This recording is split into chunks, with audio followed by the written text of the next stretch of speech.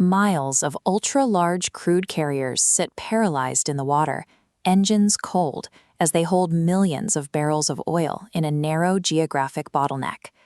In late February 2026, a joint strike by the United States and Israel resulted in the assassination of Ali Khamenei. Khamenei was the supreme leader of Iran, the nation's highest-ranking political and religious authority. The retaliation was immediate. Iran's Islamic Revolutionary Guard Corps, the primary multi-service branch of the Iranian armed forces, declared the 21-mile Strait of Hormuz strictly off-limits to all foreign shipping. They broadcasted severe warnings over military VHF radio, explicitly threatening to set any passing commercial vessels on fire.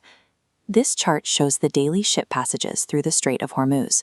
On the right side of the graph, the red line tracking oil tankers drops from 40 ships a day straight down to 0 by early March. To break the devastating blockade, the United States military launched a massive, coordinated aerial campaign on March 19th. American warplanes and helicopters began targeting Iranian naval vessels, drones, and anti-ship missile sites along the coast to force the passage open.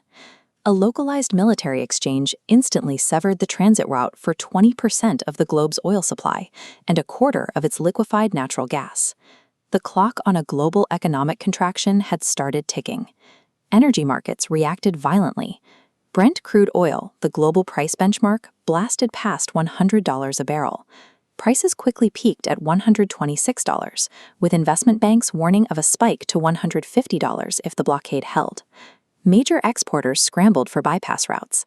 Saudi Arabia attempted to reroute its massive crude supplies overland, pushing millions of barrels west toward the Red Sea port of Yanbu to avoid the Persian Gulf entirely.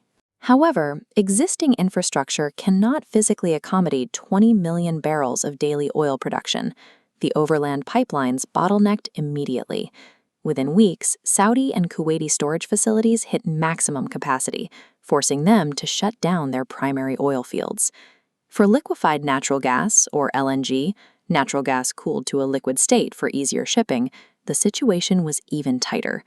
Major producers like Qatar and the United Arab Emirates possess almost zero pipeline capacity to bypass the Gulf, leaving their entire export volume trapped behind the blockade. The physical absence of that gas hit destination ports fast. Asian nations heavily reliant on regular LNG shipments from the Strait faced immediate fuel shortages, triggering rolling blackouts and power grid failures across the continent.